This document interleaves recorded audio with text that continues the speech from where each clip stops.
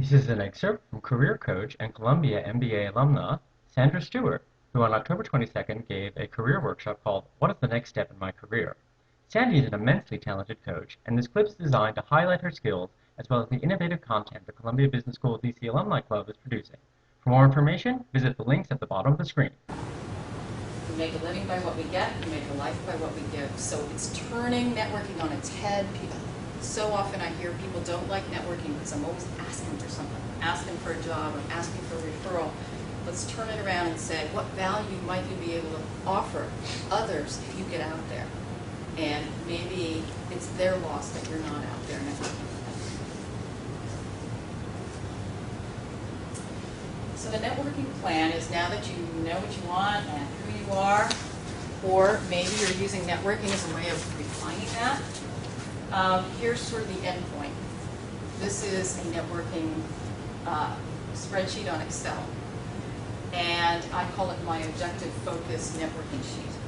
And I do this with executive coaching. If a client comes to me and they have an initiative they're trying to sell inside the firm, we sit down, we go, bang, let's write down every person who touches that project and how we need to influence them to get the buy-in to get this thing done.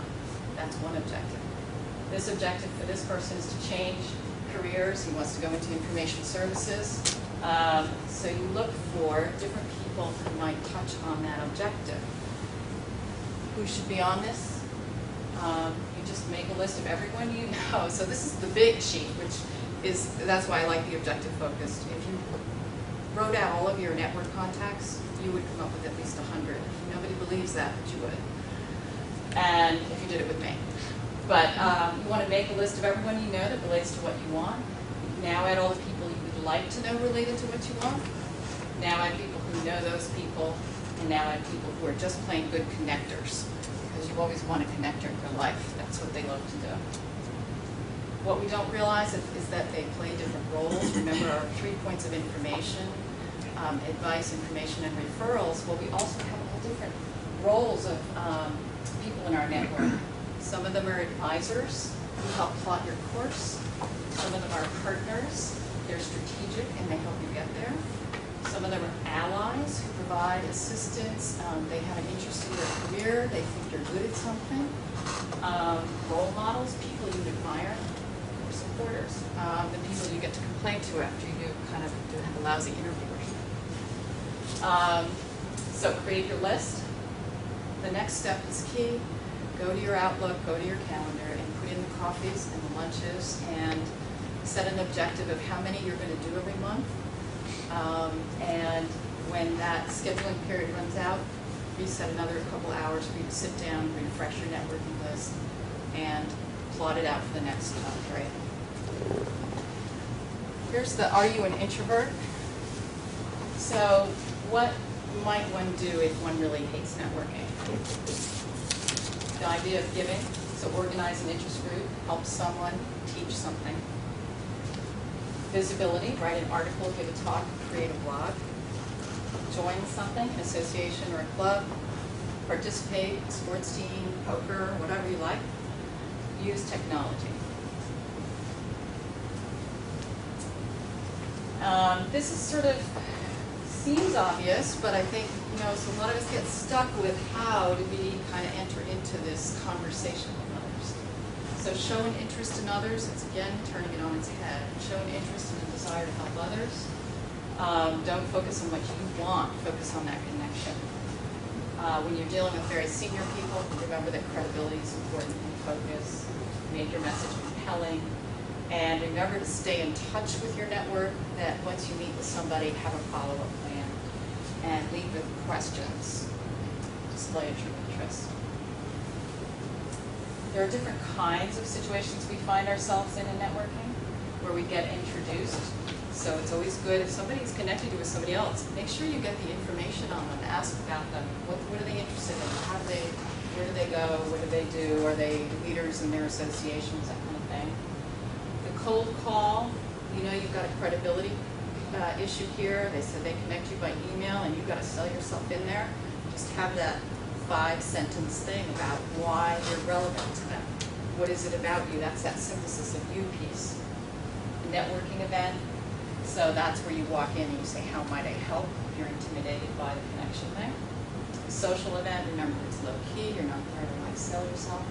Business event, just be relevant, know what's going on in that industry, know what's being tackled at that business event. So you have a point of contact and an intellectual framework. A seminar is easy because you have common knowledge for your introverts and people who like a real solid content-based kind of connection. You're sharing common knowledge. Coworkers, get to know your coworkers. We so often kind of walk through our lives without really connecting with those around us. And mentor. So explore, if you have a mentor or multiple mentors, great, explore what they're willing to do for you. Maybe you even mentor others. This is just, again, remembering the follow-up. I know that I have students that I have coached years ago, and I'll get an email from them out of the blue, without hearing from them for a year, just saying, loving my job, just wanted to say hi, this is where I've just headed. I think people are very reticent and very shy, because nobody's caring about where I am and what I'm doing.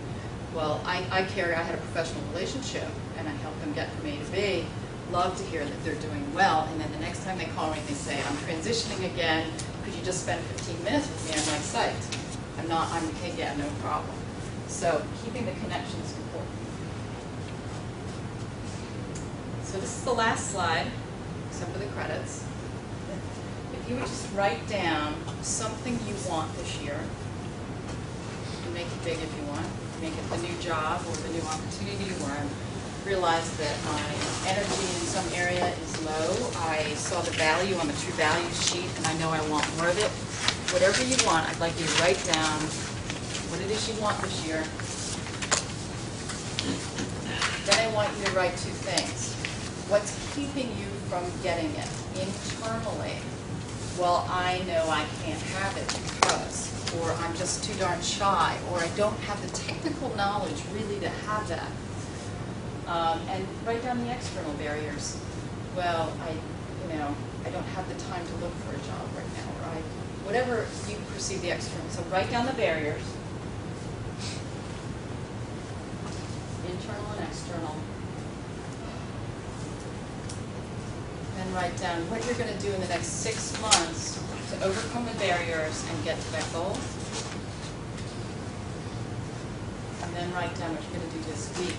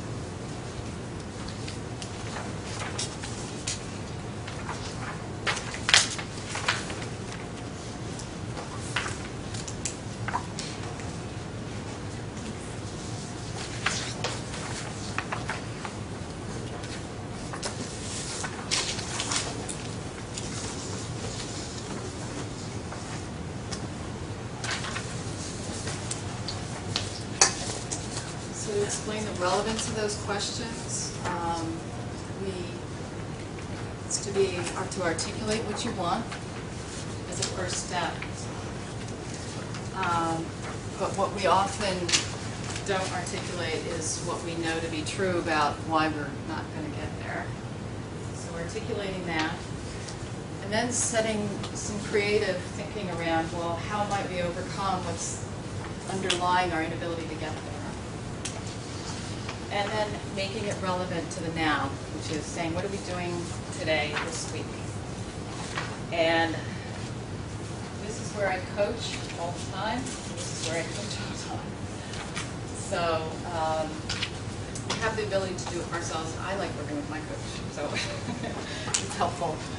But I hope what you've gotten out of today were a number of tools that you can take back with you, some frameworks of how to move from that transition place of knowing you want something different to getting to the next spot. And I hope you also took away some thoughts on networking that are helpful, if that was relevant for you today. And thank you very much for your participation. It's always a pleasure. Thank you.